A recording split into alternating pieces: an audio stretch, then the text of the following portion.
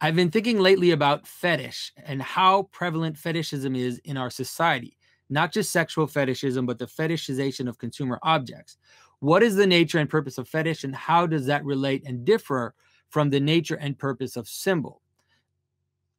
All right, I think that's a really important question, because the notion of the fetish, let's say, even if you do see it as a sexual fetish, but if you also see it in terms of the idea, the kind of, let's say, traditional idea of an idol as a fetish, as this object that is in a way full of meaning, but the problem with the fetish is that it is not placed in its proper place in a normal hierarchy. Okay. And so think about it. I think that the way, if you think about someone who has a sexual fetish, I think it's probably the easiest way to see it. Somebody who is obsessed, let's say, with feet, sexually obsessed with feet, then that the foot comes to have a lot of meaning, and in it you place a lot your desire and your meaning into it, and so in that sense it becomes an idol, because it in a way is not in its proper place, right? The foot has a purpose, which is to walk, which is to to make you stand up, right? And it doesn't mean that the foot cannot participate, let's say, in sexual attraction. Of course it can, but it has to, when it becomes the sole focus of that interest, then all of a sudden it loses its function and becomes a really what you would call an idol, right? Which is an object in which meaning is so a meaning is kind of so prevalent that it loses its place in a normal hierarchy. Okay, you can see the relationship between fetishization of an object and pride, right? You can do that for yourself.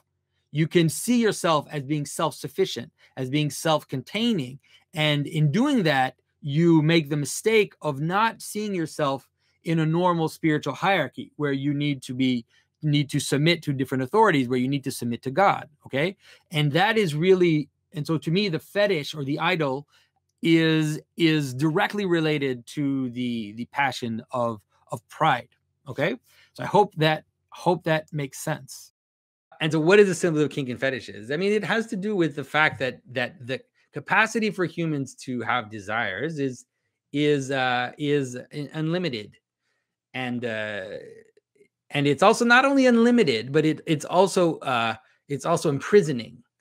And so one of the reasons, let's say, why in the Christian church sexuality is tried is there's an attempt to bring sexuality into marriage because it's a constraining of sexuality in a place where it can reach its fullest its fullest realization, like its fullest totality, which is that there's an aspect of love, there's an aspect of pleasure, there's an aspect of also continuing the species, and it's done in a way which represents the relationship between God and the soul.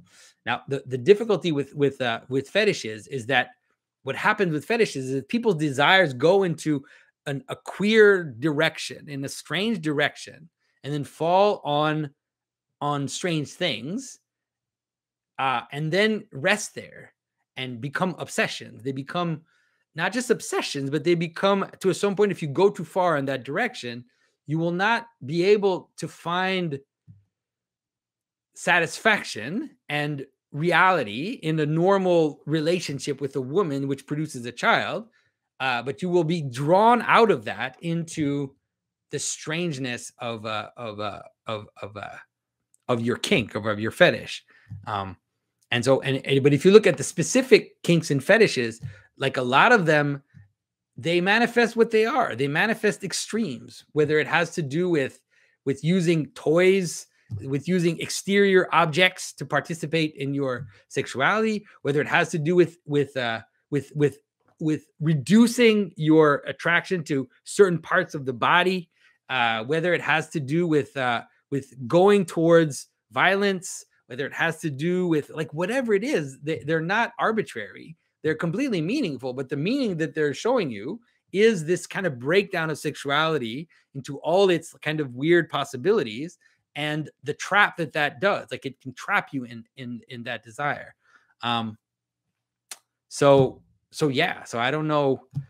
So I don't know what to say, you know. And so, but it's like, you have to understand that Christianity understands that marriage is like a cross. It's like a sacrifice.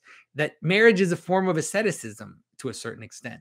That it's a form of constraining sexuality so that it doesn't get out of control and drag you down into itself. So